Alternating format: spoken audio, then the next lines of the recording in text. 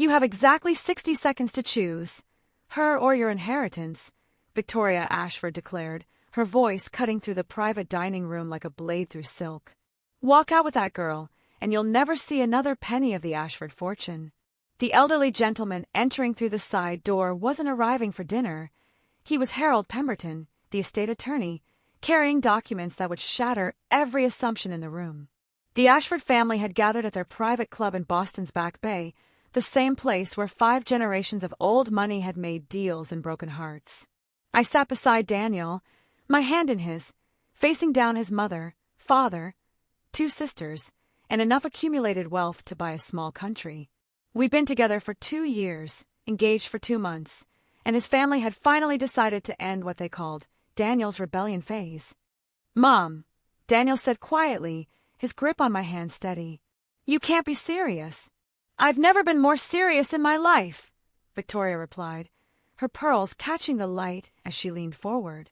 "You're 31 years old. It's time to stop playing house with." She gestured at me without looking. The help's daughter. My father had been their gardener for 20 years. I'd grown up on the edges of the Ashford estate, watching their parties through windows, going to state school on scholarships, while their children went to Harvard on legacy admissions. Now I was a social worker at a community clinic, which in their world translated to gold digger. "Sir, madam," Harold Pemberton announced himself, looking oddly cheerful for someone walking into a family catastrophe. "Forgive the interruption, but there's an urgent matter regarding Charles Ashford's trust that requires immediate attention." "Not now, Harold." William Ashford, Daniel's father, waved dismissively. "We're handling a family matter. Actually, sir, this is directly relevant to the discussion at hand." Harold glanced at Daniel and me with what looked like suppressed amusement. "It concerns the conditions of inheritance." "The conditions are simple," Victoria snapped. "Marry within your class or forfeit everything." We've been more than patient with Daniel's infatuation. Infatuation. Daniel's voice hardened. "I asked Maya to marry me. We're building a life together. In that cramped apartment in Somerville." His sister Caroline laughed. "Please, you're playing poverty like it's a game. When the trust fund runs out, then what?" "Then we'll live on what we earn." I spoke for the first time. "Like most people do." "Most people," his other sister Alexandra said coldly, "don't have a choice. Daniel does. He's choosing to throw away generations of privilege for what? Love." She made it sound like a disease. "Yes," Daniel said simply. "For love." "Mr. Pemberton," William sighed. "Unless you have something crucial to add, please wait outside. We're about to disown our son." "That's just it, sir." Harold opened his leather portfolio with barely contained glee. "You can't." The room fell silent. "I beg your pardon." Victoria's voice was ice. "The Charles Ashford Irrevocable Trust, established by Daniel's grandfather in 1962, has very specific provisions regarding inheritance. Provisions that supersede any family decisions made after the fact." "We're familiar with the trust," William said impatiently. "It passes to Daniel on his 35th birthday, or upon marriage to a suitable partner. We determine suitability."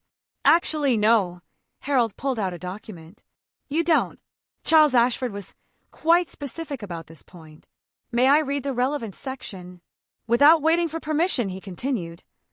"The trustee, that's you, Mr. Ashford, shall distribute the trust corpus to my grandson upon his marriage to a person he loves truly and completely, regardless of social standing, financial status, or family approval. Any attempt to coerce, threaten, or manipulate said grandson's choice of spouse will result in immediate distribution of the full trust, bypassing all other conditions." "That's not possible," Victoria breathed. "Charles would never." "Charles Ashford married your mother-in-law against his family's wishes," Harold reminded them gently. "She was a seamstress's daughter. His family threatened to disown him." "Sound familiar?" I felt Daniel's hand tremble slightly in mine. He'd never mentioned this family history. "Furthermore," Harold continued, clearly enjoying himself, "the trust explicitly states that any family member who attempts to interfere with the beneficiary's choice of spouse forfeits their own distributions from the estate. That includes the annual payments you've been receiving, Mrs. Ashford." Victoria went pale. "He wouldn't." "He would, and he did.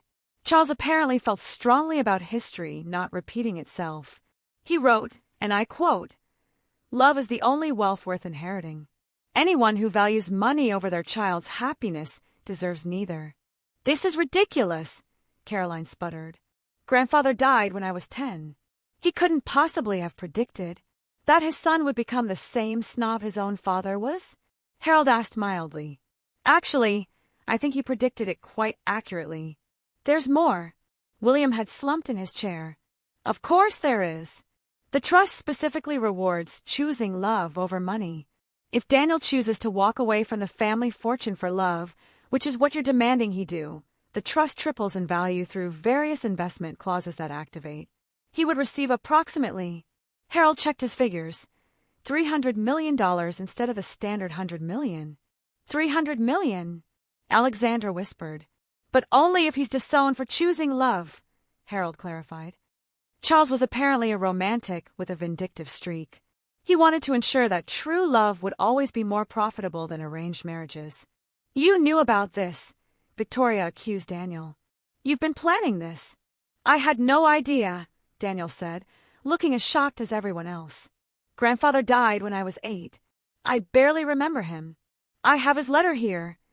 Harold produced another document, to be read only in the event of a specific circumstance arising. He cleared his throat and read, "My dear grandson, if you're hearing this, it means you found someone worth fighting for and your family has proven themselves unworthy of you. I married your grandmother against everyone's wishes. She was poor Jewish, and according to my father, entirely unsuitable. It was the best decision I ever made. Your father has likely forgotten this, choosing to remember only that I eventually built the fortune he now guards so jealously. But that fortune came after love, because of love, not before it. I've structured this trust to ensure you never have to choose between love and security. Choose love always. The money will follow. And if your family disowns you for it, know that you're following in my footsteps and I couldn't be prouder. Tell your unsuitable bride that the Ashford family was built by a seamstress's daughter who loved a foolish rich boy brave enough to love her back. All my love, Charles." Victoria was crying silently. William stared at the table. Caroline and Alexandra looked like they'd been slapped. "So," Harold said brightly, "shall we proceed with the disownment? It would trigger the triple distribution clause immediately.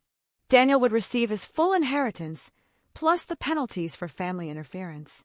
Or," he paused dramatically, "you could welcome Maya into the family and preserve your own financial positions." "This is blackmail," William muttered. "This is justice," Harold corrected. Charles's justice. He knew exactly what kind of son he'd raised and planned accordingly. "I need air." Victoria stood abruptly and left. William followed. Caroline and Alexandra sat frozen, calculating their potential losses. Daniel turned to me, his eyes wide. "Did you know any of this?" "How could I? Your family barely acknowledged I existed until tonight. $300 million, he said faintly. "Grandfather set it up so that choosing you would make me richer than staying with them. Or we could walk away from all of it," I suggested quietly. "We don't need their money or their approval." "Actually," Harold interjected, "if you both walk away, there's a different clause that activates. The entire estate goes to charity except for a modest distribution to ensure you're comfortable but not corrupted."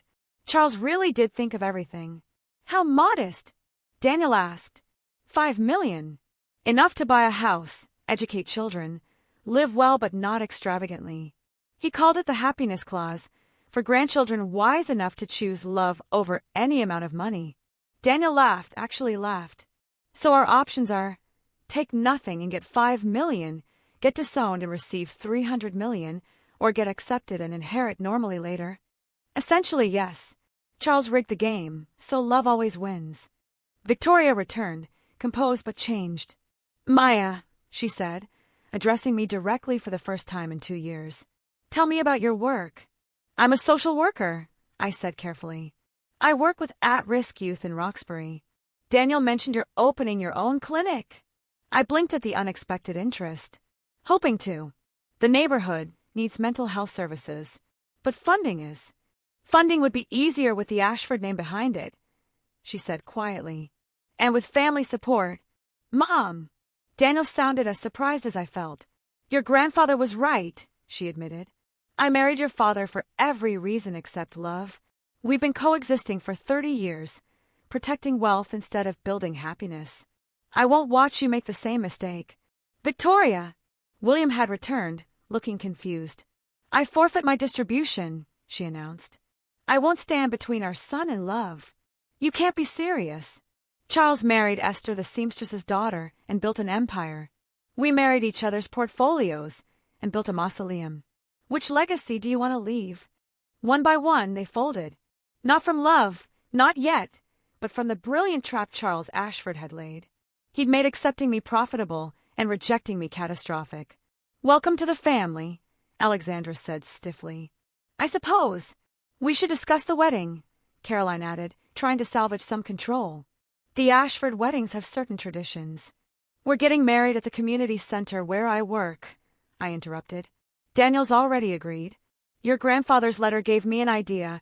We'll have a seamstress's daughter's wedding, not the Ashford wedding. Victoria almost smiled. He would have liked that. As we left the suffocating private room, Harold pulled us aside. There's one more thing. Charles left a personal gift for his grandson's bride, to be given only if she proved worthy by standing firm against the family. He handed me a small box. Inside was a simple gold ring with an inscription. For Esther, who made me brave, Charles. His wife's ring, Daniel breathed. Grandmother's ring. I thought it was buried with her. He saved it, Harold smiled, for the next unsuitable girl who'd save an Ashford from themselves. Walking out into the Boston night, Daniel stopped suddenly. You know we don't have to take any of it. We could choose the 5 million happiness clause.